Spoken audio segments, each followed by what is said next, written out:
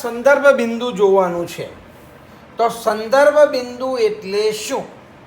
તો યાદ રાખજો, પદાર્થનું સ્થાન દર્શાવવા માટે જે નિયત બિંદુનો સંદર્ભ તરીકે ઉપયોગ કરવામાં આવે છે એને સંદર્ભ બિંદુ કહે છે. યાદ રાખજો, સંદર્ભ બિંદુ એટલે શું? તો પદાર્થનું સ્થાન દર્શાવવા માટે જે નિયત બિંદુનો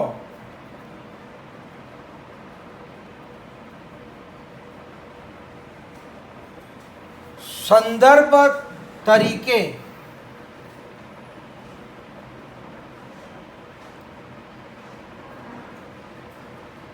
ઉપયોગ કરવામાં આવે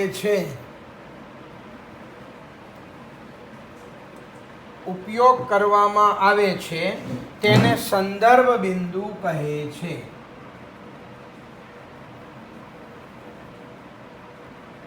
સંદર્ભ બિંદુ કહે છે. કોઈ પણ પદાર્થનું સ્થાન દર્શાવવું હોય તો આપણે સંદર્ભ બિંદુની પહેલા જરૂર પડે. હવે તમને હું એમ કહું કે અમદાવાદથી ગાંધીનગર 32 કિલોમીટર દૂર છે. તો આપણે જે અહીંયા અમદાવાદ છે એને સંદર્ભ બિંદુ તરીકે લીધું અને હું એમ કહું કે વડોદરાથી ગાંધીનગર 132 કિલોમીટર દૂર છે. તો આ બંને વાક્ય સાચા. જો આપણે અમદાવાદને સંદર્ભ બિંદુ તરીકે ઉપયોગ કરીએ છીએ તો ગાંધીનગર 32 કિલોમીટર દૂર છે અને વડોદરાને આપણે સંદર્ભ બિંદુ તરીકે ઉપયોગ કરીએ છીએ તો ગાંધીનગર 132 કિલોમીટર દૂર છે.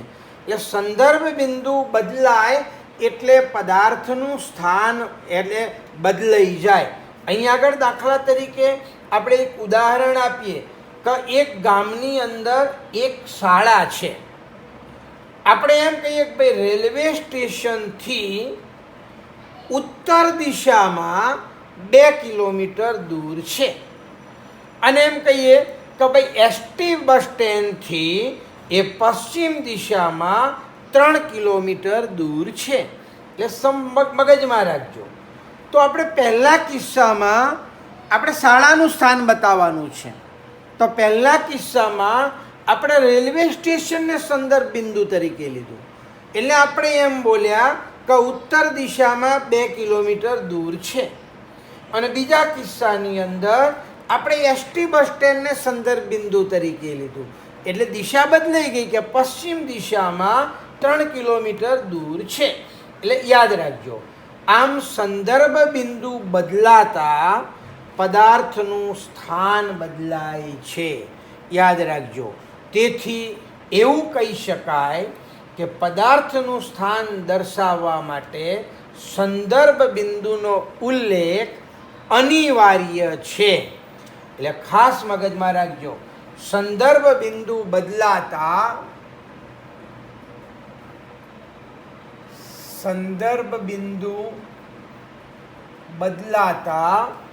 પદાર્થનું સ્થાન બદલાય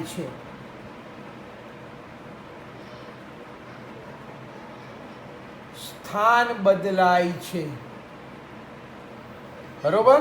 એટલા માટે કહી શકાય કે પદાર્થનું સ્થાન દર્શાવવા સંદર્ભ બિંદુ અનિવાર્ય છે. પદાર્થનું સ્થાન દર્શાવવા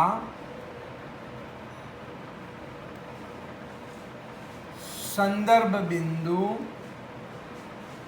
અનિવાર્ય છે. યાદ રાખજો, સંદર્ભ બિંદુ વગર આપણે પદાર્થનું સ્થાન દર્શાવી શકીએ નહીં. હવે આપણે એટલે આના ઉપરથી આપણે કહી શકીએ કે સ્થાન એ નિરપેક્ષ રાશિ નથી પણ સાપેક્ષ રાશિ છે. બરોબર? કારણ કે સંદર્ભ બિંદુ બદલાય એટલે પદાર્થનું સ્થાન બદલાય એટલે અનિવાર્ય છે. માટે સ્થાન, આ પદાર્થનું સ્થાન એ નિરપેક્ષ રાશિ નથી. એમ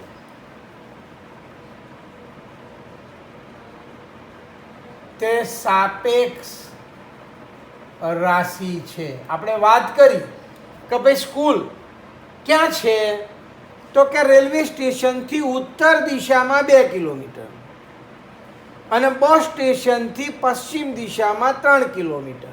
બરોબર? એટલે મારે તમને દાખલા તરીકે હું એમ કહી દઉં કે સ્કૂલ, તમે ગમે અત્યારે હાલ ક્યાં ઊભા છો મને ખબર નથી, તમે દાખલા તરીકે હજુ સુરતમાં આવ્યા નથી, હું તમને એમ કહી દઉં કે સુરત મારી સ્કૂલ 2 કિલોમીટર દૂર છે, તો તમે આવી શકો? ના આવી શકો. તમને એનું જગ્યા મળતી નથી. એટલા માટે આપણે ફિક્સ સંદર્ભ કહેવો પડે કે ભાઈ બસ સ્ટેન્ડથી બોલો છો કે રેલવે સ્ટેશનથી, કઈ દિશામાં, આ બંને વસ્તુ જરૂર પડે. સંદર્ભ એટલે કોઈ પણ વસ્તુનું સ્થાન દર્શાવવા માટે કહેવાનો મતલબ સંદર્ભ બિંદુની જરૂર પડે, સંદર્ભ બિંદુથી પદાર્થના અંતરની જરૂર પડે અને સંદર્ભ બિંદુથી પદાર્થની દિશાની જરૂર પડે. આ 3 વસ્તુ જ્યારે હોય ત્યારે આપણે કહેવાનો મતલબ એ જાણી શકીએ છીએ. એટલે કહેવાનો મતલબ સંદર્ભ બિંદુ બદલાતા પદાર્થનું સ્થાન પણ બદલાય છે. એટલે સ્થાન એ નિરપેક્ષ રાશિ નથી, સાપેક્ષ રાશિ છે. એટલે પદાર્થનું સ્થાન દર્શાવવા માટે અહીંયા પદાર્થનું સ્થાન દર્શાવવા માટે 3 વસ્તુની જરૂર પડે. બરોબર? એક સંદર્ભ બિંદુની જરૂર પડે કે તમે ક્યાંથી બોલો છો, એટલે સંદર્ભ બિંદુની જરૂર પડે. બીજું, સંદર્ભ બિંદુથી પદાર્થનું અંતર, સંદર્ભ બિંદુથી પદાર્થનું અંતર. અને ત્રીજું કે સંદર્ભ બિંદુથી પદાર્થની દિશા.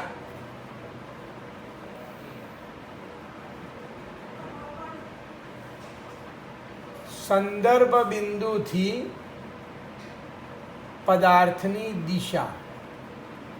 આ 3 વસ્તુ જરૂરી છે. આ 3 વસ્તુ જરૂરી છે. તો આપણને ખબર પડી જાય કે પદાર્થ ક્યાં આવેલો છે. બરોબર? આ કોઈ પણ વસ્તુનું સ્થાન જાણવું હોય તો સંદર્ભ બિંદુ, સંદર્ભ બિંદુથી પદાર્થનું અંતર અને સંદર્ભ બિંદુથી પદાર્થની દિશા, આ 3 વસ્તુની જરૂર પડે. અને આ જે સંદર્ભ બિંદુ છે એને આપણે ઉગમ બિંદુ પણ કહેવામાં આવે છે. અહીંયા આપણે આ ગતિની અંદર, એટલે ત્યાંથી આપણે સ્ટાર્ટ થાય, એટલે સંદર્ભ બિંદુને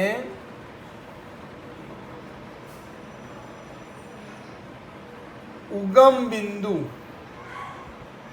પણ કહેવામાં આવે છે. યાદ રાખજો. બરોબર? હવે આપણે આ ચેપ્ટરમાં સુરેખ પથ પર ગતિ જોવાની છે. અને સુરેખ પથ પર ગતિ જોઈએ ત્યારે અંતર અને સ્થાનાંતર, આ બંને વસ્તુ આપણને ખબર પડવી જોઈએ કે અંતર કોને કહેવાય અને સ્થાનાંતર કોને કહેવાય. બરોબર? તો અંતર એટલે શું? તો આપેલા સમયગાળામાં ગતિ કરતા પદાર્થે કાપેલ કુલ ગતિપથની લંબાઈ, એને અંતર કહેવાય. અને સ્થાનાંતર એટલે શું? તો સ્થાનાંતર એટલે આપેલા સમયગાળામાં ચોક્કસ દિશામાં, સ્થાનાંતરમાં દિશા શબ્દ આવે, એટલે ચોક્કસ દિશામાં પદાર્થના સ્થાનમાં થતો ફેરફાર એને સ્થાનાંતર કહે છે. બરોબર? તમને એક જ, એટલે આ અંતર અને સ્થાનાંતર આ 2 અલગ વસ્તુ છે. બરોબર? બંનેનો એકમ એક જ છે. અંતરને માપવા માટે મીટર છે, એનો એસઆઈ એકમ, અને સ્થાનાંતરનો એસઆઈ એકમ પણ મીટર છે. અંતર માપવું હોય તો મીટરમાં મપાય, કિલોમીટરમાં મપાય, સેમીમાં મપાય, નાનું હોય તો મિલીમીટરમાં મપાય, એમથી નાનું હોય તો માઇક્રોમીટરમાં મપાય, નેનોમીટરમાં બી અંતર મપાય, એકદમ નાનું હોય તો સૂક્ષ્મ, જે આપણે નરી આંખે નથી જોઈ શકતા એમ, બરાબર. એટલે અંતર અને સ્થાનાંતર બંનેના એકમ સેમ, પણ બંને વસ્તુ આખી અલગ છે.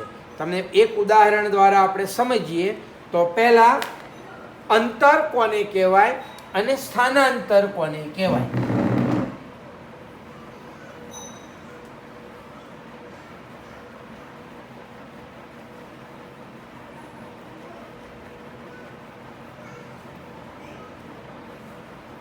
તો અંતર એટલે શું?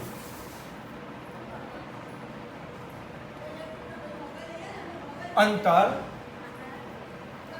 અહીંયા આપેલા સમયગાળામાં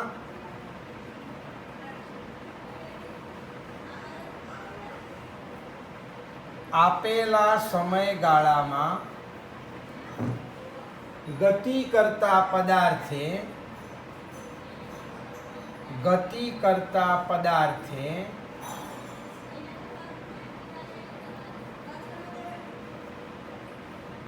કાપેલા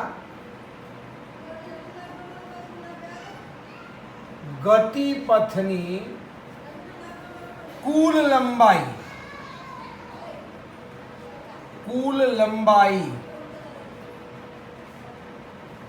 લંબાઈને અંતર અથવા એના બીજા શબ્દોમાં પથ લંબાઈ કહે છે. તેનો એસઆઈ એકમ એટલે અંતરનો એસઆઈ એકમ મીટર છે. મીટર એટલે આપણે એને એમ વડે દર્શાવીએ, મીટર છે, બરોબર. હવે સ્થાનાંતર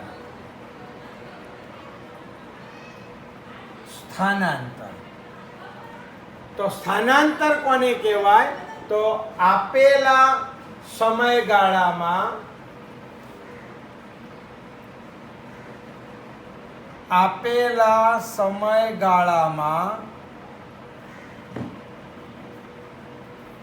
ચોક્કસ દિશામાં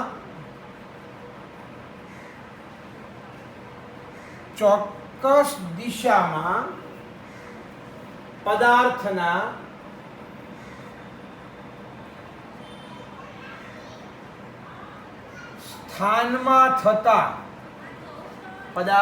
સ્થાનમાં થતા ફેરફારને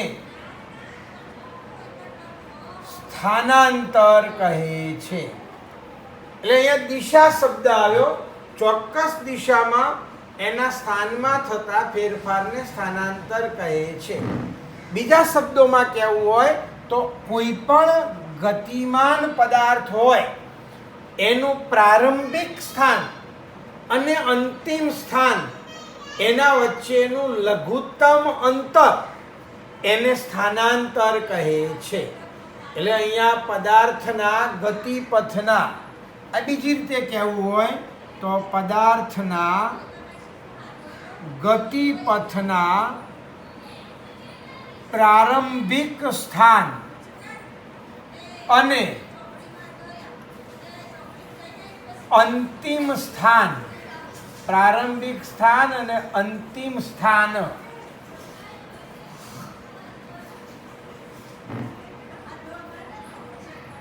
એટલે પ્રારંભિક સ્થાનથી સીધું લખો તો વાંધો નહીં, પ્રારંભિક સ્થાનથી અંતિમ સ્થાન સુધીના ગતિપથની લઘુત્તમ અંતરને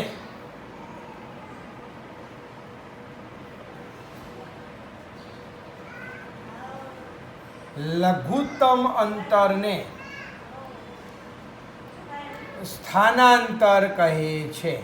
બરોબર. એટલે પ્રારંભિક સ્થાનથી અંતિમ સ્થાન સુધીનું લઘુત્તમ અંતર એને સ્થાનાંતર કહેવાય. આનો સ્થાનાંતરનો એસઆઈ એકમ પણ સ્થાનાંતરનો SI એકમ મીટર છે. આ પણ મીટર છે. તમને એક જ ઉદાહરણ આપું એટલે ખબર પડી જાય કે તમે સ્ટેશનથી દાખલા તરીકે વરાસા રોડ ઉપર જાઓ છો. સ્ટેશનથી બરોડા પ્રિસ્ટેજ 2 કિલોમીટર છે. બરોડા પ્રિસ્ટેજથી હીરાબાગ 1 કિલોમીટર છે અને હીરાબાગથી કાપોદરા 1 કિલોમીટર છે. યાદ રાખજો, આ સમજજો. આ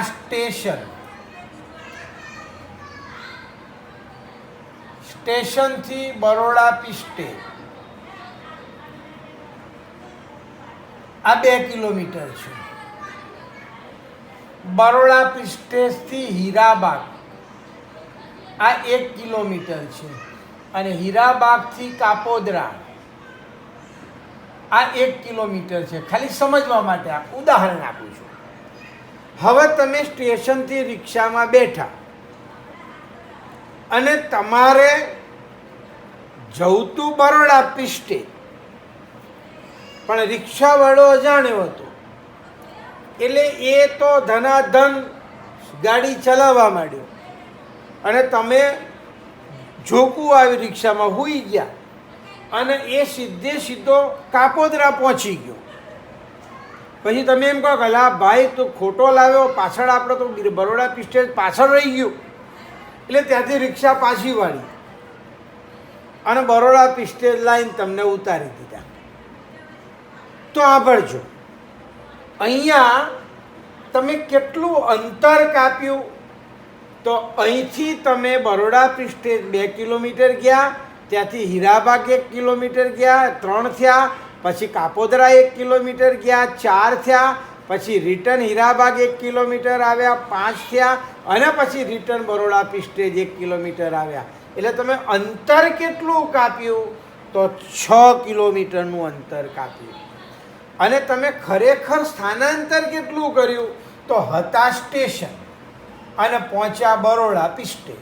એટલે સ્થાનાંતર કેટલું કર્યું? તો 2 કિલોમીટરનું કર્યું. એટલે સ્થાનાંતર એટલે પ્રારંભિક સ્થાનથી અંતિમ સ્થાન સુધીનું અંતર, એને સ્થાનાંતર કહેવાય. અને અંતર એટલે કુલ ગતિપથની લંબાઈ, એને અંતર કહેવાય. ઓકે, એટલે આ ખાસ મગજમાં રાખજો. અંતર હંમેશા ધન હોય. સ્થાનાંતર એ ધન પણ હોય, 0 પણ હોય અને ઋણ પણ હોય. તમે વિરુદ્ધ દિશામાં જાઓ તો તમારું સ્થાનાંતર ઋણ થઈ જાય. એટલે બરોબર, આ સ્થાનાંતરની વાત થઈ. સ્થાનાંતર શોધવા માટેનું આપણું સૂત્ર કે અંતિમ સ્થાન માઇનસ પ્રારંભિક સ્થાન. યાદ રાખજો. અહીંયા